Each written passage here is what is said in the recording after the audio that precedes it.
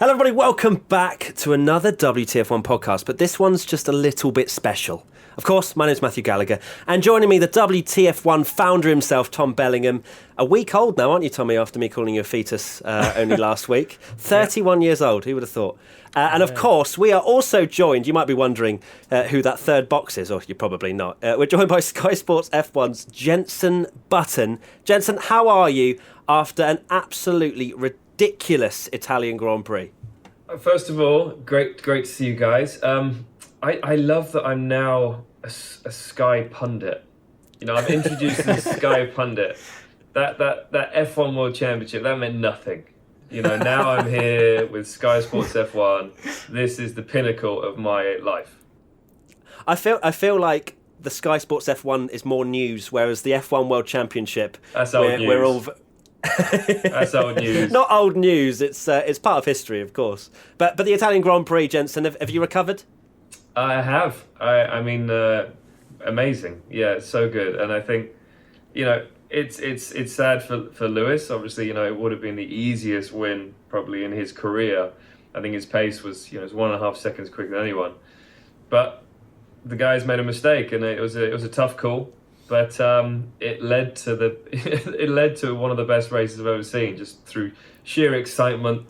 You know, these youngsters on the podium, top 4 actually in the race, were all 25 or under. So yeah, really, really cool. Great for the sport. Great for, you know, an Italian team in Italy. It wasn't Ferrari. It was a much smaller Italian team, and one that hasn't won since 2008. And fantastic for Pierre Gaslys, you know, such a nice bloke. You know, he's been on a proper roller coaster of emotions over the last couple of years. You know, he hasn't been a Formula 1 for that long, but he's been through a lot, highs, lows. I think he probably hit rock bottom when he got moved from the top team of Red Bull to the junior team where he is at the moment. And yeah, he's come back so strong. He's had such a good year, so I'm so pleased for him.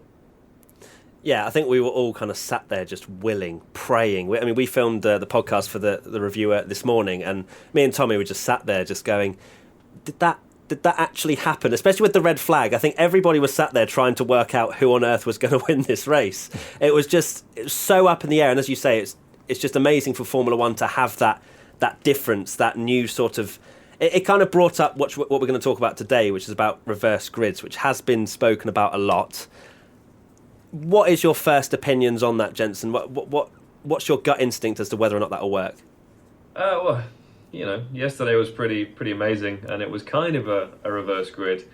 I'm for it. You know, I think having it on a Saturday instead of qualifying, and it maybe randomly doing it through the year, having it instead of qualifying on Saturday, so it would probably be championship position going into that qualifying race, which would be a short race, and then the result of that qualifying race would be your position for the start of the actual Grand Prix. So there was a lot of interest in that idea. The teams vetoed it. A few of the teams did. You can probably guess which one. Yeah, it was the one that was winning, which is understandable. You know, I completely get the reasons why they didn't want it to happen. But yeah, it would be good for the sport, and this sort of race gets a lot of people interested. I think that the biggest issue with the sport is Mercedes are just doing too good a job, and the other guys aren't doing a good enough job. So they've got such a lead. It's not their fault, but a race like this really makes the sport a lot more interesting.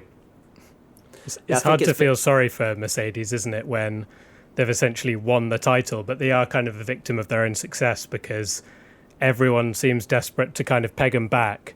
And mentioning earlier about how it's great for Formula 1 we were talking in the podcast earlier that the last race that Mercedes, Ferrari and Red Bull went on the podium was 2012. So it's been a long time coming to get a race like this. Yeah, I remember the last time that Mercedes won on the podium, because I won the race. It was Brazil in 2012. So that's crazy. That was, 8 years ago. Because it's an interesting point that a lot of people on social media have brought up about the fact that it was so special is because it never happens.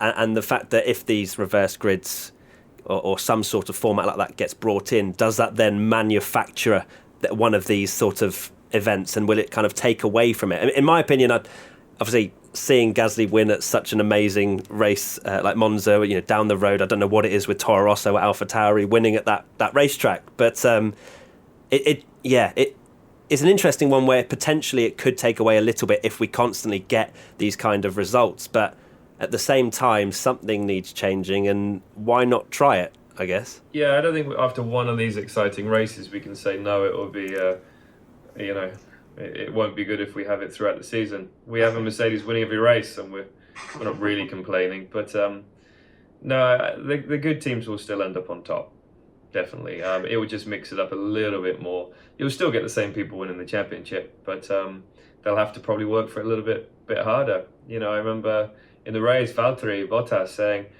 "This is a joke.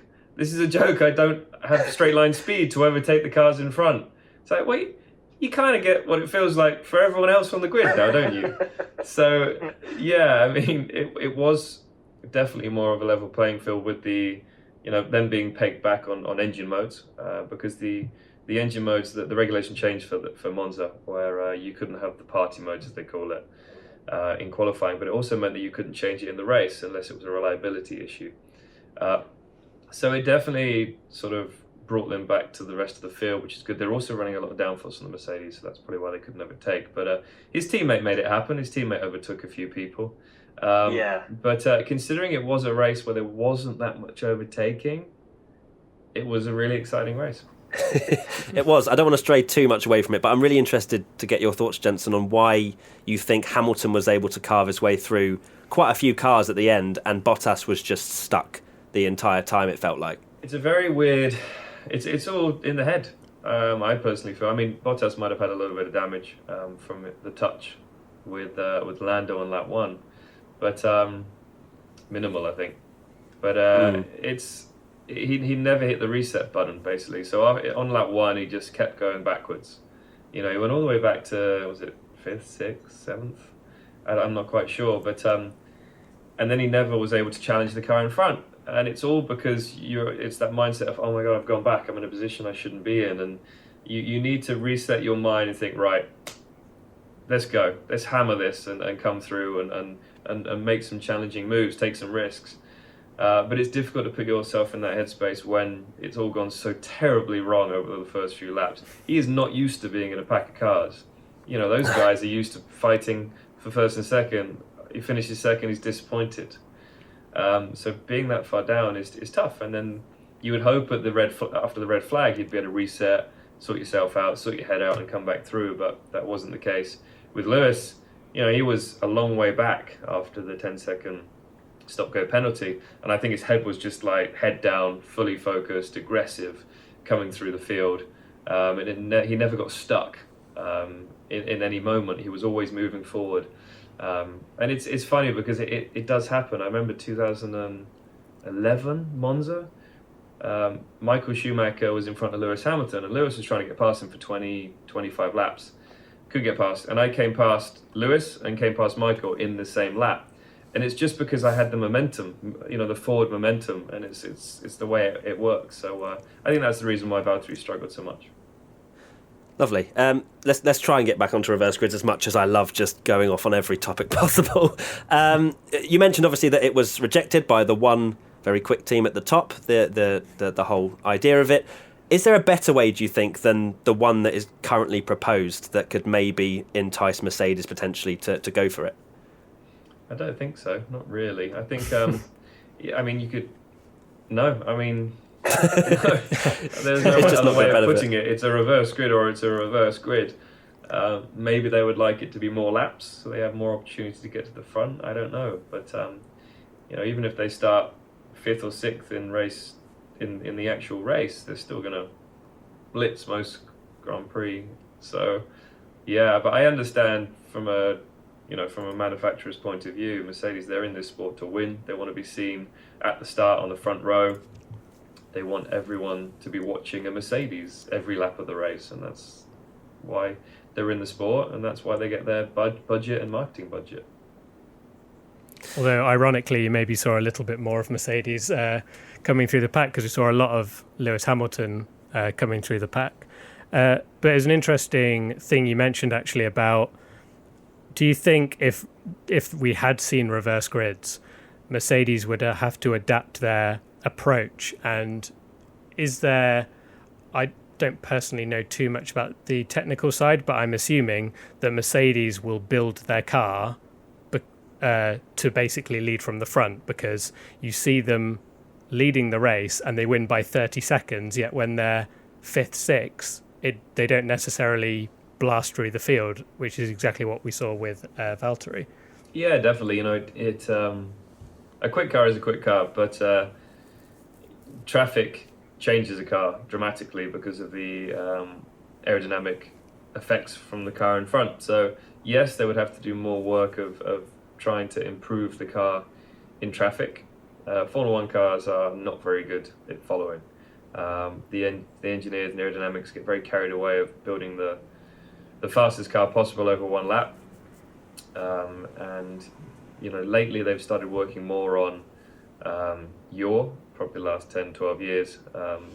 So when the car is in a corner, it's not losing any downforce as you turn through the corner. Before that, I remember back in the days, we'd be so happy we have so much downforce on the car, and you'd drive it and it'd be undrivable, because in a straight line you'd have loads of downforce, turn in, lose everything. So probably a bit like the Ferrari is at the moment, with the way that we saw Charles going off at Parabolica.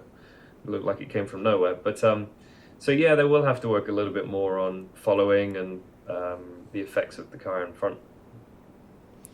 So obviously we've been speaking about potentially just pegging back success a little bit. We see it in other motorsports. BTCC has a success ballast, which is very extreme, of bringing back the leaders. Is it fair? I guess that's the big question. There's a question from Gin in the City. My question is, why do commentators, journalists, pundits, etc. hate success? Have they never experienced it and the hard work that goes into it? Do they watch any other sports and wish that the best teams' players could be handicapped? Well, I guess it's just a spectator, isn't it? I am a pundit, journalist, and I know what success feels like. So. And an F1 world champion. So, no, I get it, but we want to see great racing, and I totally agree. It's tough, but they're just too quick. So we need to do something to make the sport exciting. We want people to keep watching. And to be fair, it's good for Mercedes and good for the world champions like Lewis that they do have competition, because there's more interest, more eyes on the TV watching the teams, watching the manufacturers, watching the sponsors. So everything I've raced in since Formula One has had some sort of success ballast. Super GT in Japan, you win a race, you get 25 points. They give you 50 kilograms of success ballast, and it's the way it goes. And it's to give other teams an opportunity. And it's a different way of thinking, but maybe we need to do something like that in Formula One. It's interesting you say it's a different way of thinking, because this may sound absolutely mad, but when you think about it, obviously qualifying is a very traditional thing that has been in motorsport since forever. But you could argue that qualifying isn't really fair if you compare it to other sports, because they spend millions and millions of pounds, Ross Brawn trying to make the cars follow each other and improve overtaking, and you're putting the fastest car at the front and the slowest car at the back, and then wondering why no one overtakes each other. If you kind of look at it from that way, obviously we can't have a situation where you start 20 wide on the start-finish straight, but in other sports you don't give the Premier League team playing the rubbish team a 2-0 head start, do you? So yeah, exactly. It's a tricky one, but qualifying is part of the sport. That's part of it. You got the quickest car, you put it on the front row, and you most likely will win the race. But a few years ago we used to have a double qualifying session, so it depended, I think, on championship order. So if you were leading the championship, you'd go first in first qualifying, and you never wanted to go first in first qualifying because the track was dirty. Your lap time wouldn't be anywhere near as good as the guy going last. So it did make it a lot more interesting going into qualifying too, because it was dependent on where you qualified in Q1. and then qualifying 2 was where you started the race. So it was very confusing, but I actually quite enjoyed it because it mixed up the grid a little bit more. But you're never going to get away from having qualifying in F1. You know, that is also a spectacle. It's amazing seeing these cars on the limit, low fuel, new tyres. I mean, they are getting probably a little bit too fast because we're losing corners, really, because they're able to go flat through them. So it doesn't become so much of a skill in those corners because, you know, like Pouhon at Spa, to be fair, I think it was only Lewis Hamilton, but he was flat through Pouhon, and this corner was always a downshift, brake, turn in. These cars are just phenomenal now, and yeah, you can't take away from Lewis. He was the only one that went flat, but as we progress with this regulation, everyone's going to be going flat through there. So I think Ross Brawn at the helm of Formula One is great because he understands the sport and he understands that we need to move away from this because it's making the racing very difficult for them to follow each other. There's so much downforce on these cars. So 2022 will be a much better year for F1, and you will see more competition.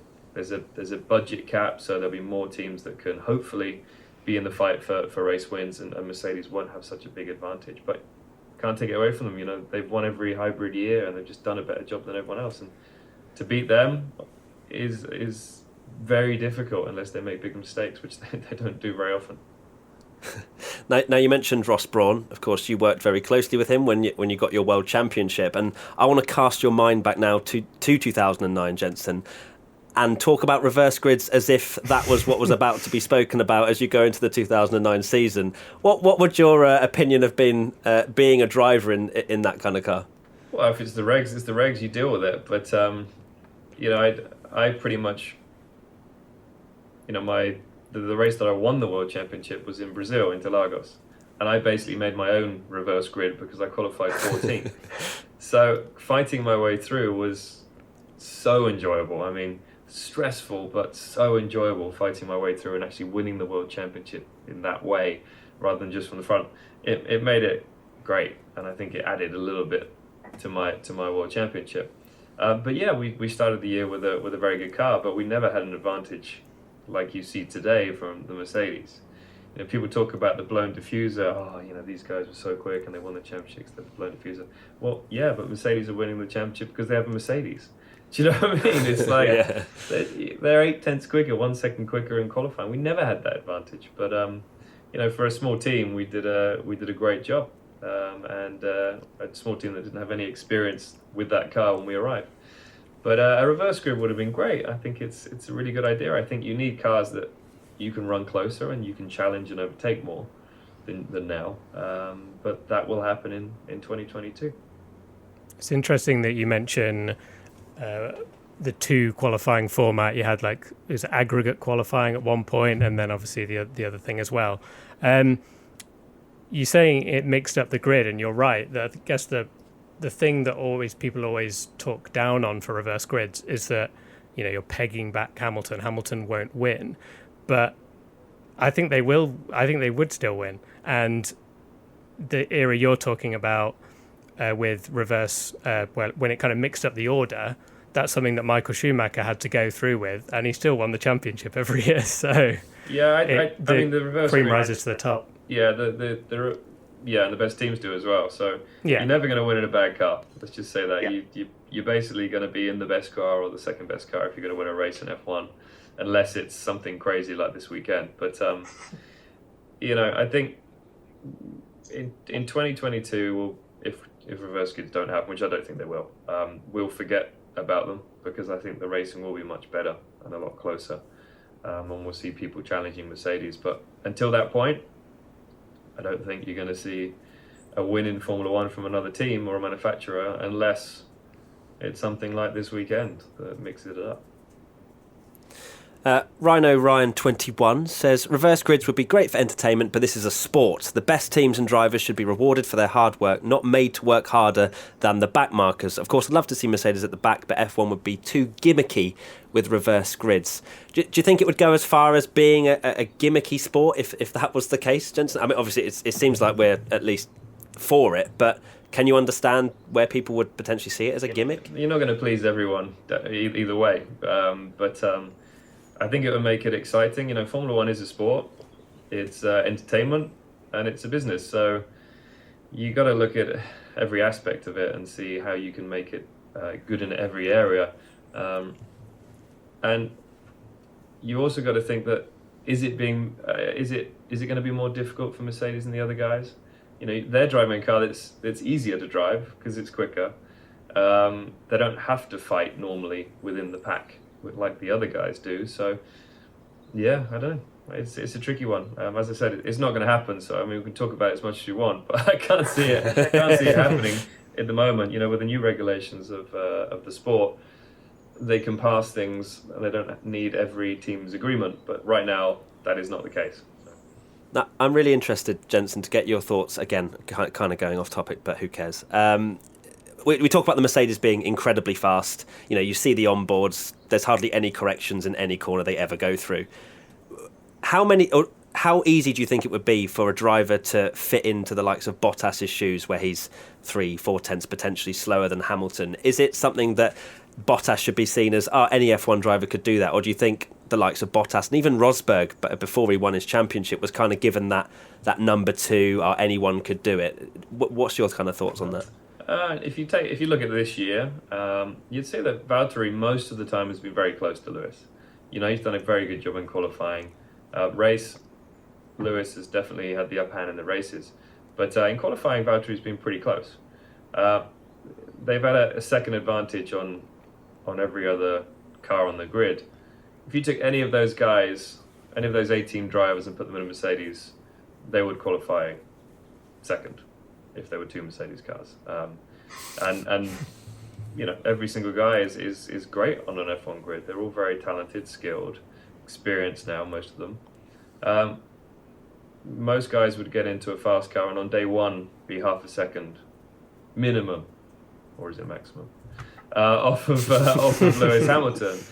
It's that half a second that's very difficult to find. You know, the Formula 1 car does a lot for you, basically. There's a lot of downforce, a lot of grip, and to get within half a second isn't that difficult. It's the rest. It's trying to make up that half a second that's tough. But any one of those drivers could have started the Grand Prix second in Monza if they put them in a Mercedes. Beating Lewis, that's something very different. Tommy, anything from you? No. Carry on. No, all good. Okay, yeah. What was the other thing I was going to ask? The other half. Oh, actually, what I will say is you make a very good point on the 2022 regs, which is, I think we can maybe all agree that if we were having another season like 2012, where we had 7 different winners in the first 7 races, reverse grids would not even be on the radar or even being discussed. So it really is just a case that people want to see different people winning races, and we've not had enough of it, as we mentioned earlier, with the fact that this is the first person to win that wasn't in a Mercedes, Red Bull or Ferrari since forever. So yeah, it's a strange one. You know, it's lovely going into a Grand Prix not knowing who's going to win. You know, some cars will suit certain tracks, and others suit other tracks. And even when it was 2 manufacturers fighting at the front, it was awesome because you weren't quite sure. Even last year, and the years gone by, you'd have 3 teams fighting for wins, and that was awesome. You know, you don't need to change the sport. It's working really well, but it's when there's one team so far in front. It's tricky, and yeah, I get it. You know, Mercedes are doing a better job. Should they be pegged back in sport? And maybe not, but this is a business and it's entertainment, so we want to see them brought back a little bit to the teams behind. And my final off-topic random tangent point, because we don't always get you on the podcast, Jenson, is obviously Gaslys just won the Italian Grand Prix. If you're in his shoes after everything, you know, it's not exactly a normal driver career what he's gone through. What would you suggest be his next step? Because I've seen that there's an article saying that he's ready to go back to Red Bull. There's other people saying he should escape the whole driver program completely. What do you reckon he should do? Obviously, there's probably not a right answer because who knows, but... Yeah, it's a tricky one. You know, I think he's learnt a lot since he was in the Red Bull car. And he did struggle, just like Albon is against Max. You know, Max is extremely quick. Probably the quickest guy out there. Along with Lewis and probably Charles Leclerc. So it's going to be difficult to be on his pace, but they're not close. It's a big margin, and it's surprising to see. And Albon's not a slow driver, nor is Gaslys. So a lot of it has to do with just the car not working for them. It's a tricky car to drive, from what I've heard. Very twitchy. Max likes to run it on the nose, so he likes a lot of front grip in the car. And I think whoever's alongside him really struggles with that balance, and I would as well. It's an unusual balance. I don't like a lot of oversteer in a car. So he might feel he's ready, but he'll probably remember how that car was and struggle to think it would work for him again. I think his head is in the right place to go back. I think his head, he just got destroyed mentally. And Formula One is a mental game. It's obviously about natural ability, but after that, it's a mental game. So, I think he could go back to Red Bull if the opportunity was there, but it would also be nice to see him somewhere else. I think he could help build a team and look to the future. Awesome, good stuff. Right, so people are probably wondering how we've got Jenson on board. It's because there's a new F1 documentary series coming out this week called Race to Perfection, which is a 7-part documentary series which will air on Saturday the 12th of September at 9pm on Sky Documentaries and Sunday the 13th of September at 9pm on Sky Sports F1. Jenson, myself and Tommy, we've had a quick look at it. It looks pretty awesome. Can you tell our viewers a little bit about what they can expect? You can expect archive footage that I've never seen before. I remember a lot of Formula One. I've watched Formula One since the 80s, but there is so much footage, and I do not understand how they have so much footage of the old races. And it's not the cars driving around that's the bit that gets me. It's the interviews and the emotion and the amount of past drivers and present drivers that are talking over this great footage. It is wonderful to watch, and brings back a lot of memories from my childhood, and I'm sure for many people as well. I'm 2 episodes in at the moment, so there's 7 episodes, and absolutely loving it. Awesome. Yeah. You've watched it a bit, Tommy, as well, haven't you? I have, yeah.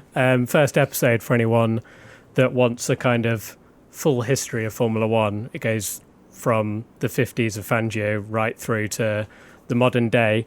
You were not like me talking about this, Matt, as a big Schumacher fanboy that you are, but Jenson, you were mentioning about kind of unseen footage. There was a very interesting bit where a bit in the first episode, I believe, is talking about kind of like the Schumacher win at all costs ruthless side that you go into, and there's a clip of you almost like laughing in your car at what you've just seen with Schumacher going off, and I've never seen that clip before, but yeah, there's so much footage in there that I've personally never seen, and it's really good. Even when it's moments that you've kind of seen yourself, there is so much more like unique footage in there. Yeah, do you mean the one when he accidentally stopped the car on the circuit, pretend crash? Yeah. Okay, just the corner and just for the people watching to know, I wasn't laughing at Michael Schumacher crashing, because that would be no. I was thinking, what clip is this, Tommy? Raskas in Monaco, yeah, 2006, I believe. And I remember thinking at the time, I really hope he hasn't done that on purpose. He hasn't stopped his car on the track on purpose or faked a crash so that he could get pole position, but he did. And it was a shame. It was a dark day for Michael, but I don't think it takes away from the person that he was and the racing driver he was. And it was just, he would do anything to win, and he hasn't been the only person that's done that in Monaco. There are a few other people that have stopped their car on track or gone off the track to make sure their teammate doesn't go quicker because there's a yellow flag. I wonder who you mean. Yeah, he was also German. We'll let everyone think of it.